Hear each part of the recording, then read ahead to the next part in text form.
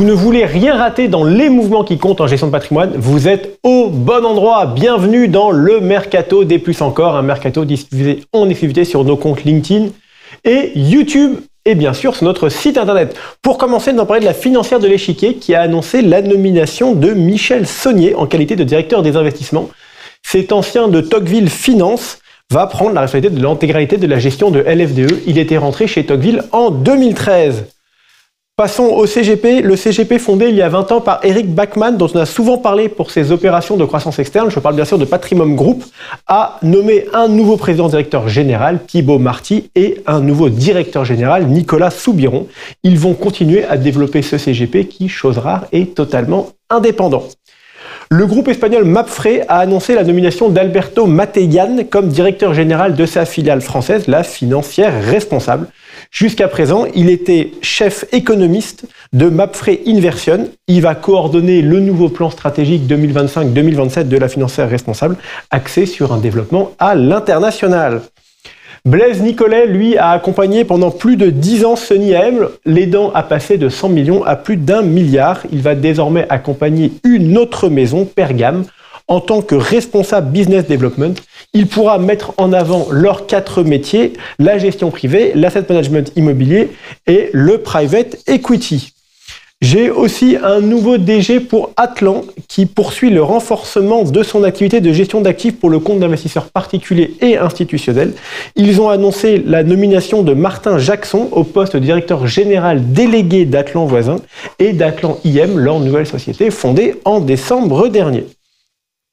Braxton Asset Management annonce l'arrivée de Victor Play au poste de directeur général adjoint chargé des partenariats et de la relation investisseur.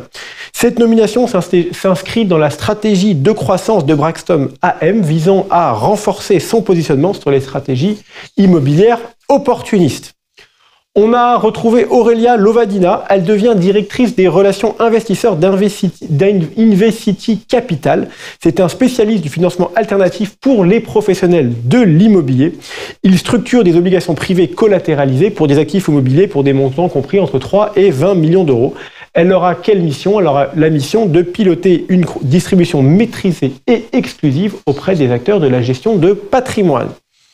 Chez Mandarine Gestion, nous avons un nouveau directeur du développement, Arnaud Gannet. Il va apporter ses 25 années d'expérience en développement commercial en France et à l'international pour la société de gestion, dirigée par Dan Sayag. Le groupement Magna Carta, filiale d'April, rachète des cabinets via sa filiale Mérimée Gestion Privée. Sous la direction de Julie Compagnon, ils annoncent le rachat d'un nouveau cabinet dans les Alpes avec un nom tout trouvé, Altitude Patrimoine. Croissance externe toujours avec Patrimophie, le CGP créé par Georges Nemes. Il n'annonce pas 1, 2, 3, mais 4 rachats de cabinets d'un coup. Ils ont Alias Finance, EC Patrimoine, ECGP et Anne-Charlotte Teves. Ces 4 cabinets représentent 360 millions d'encours conseillés, ce qui permet au groupe de dépasser les 2,7 milliards et de pouvoir viser les 3 milliards.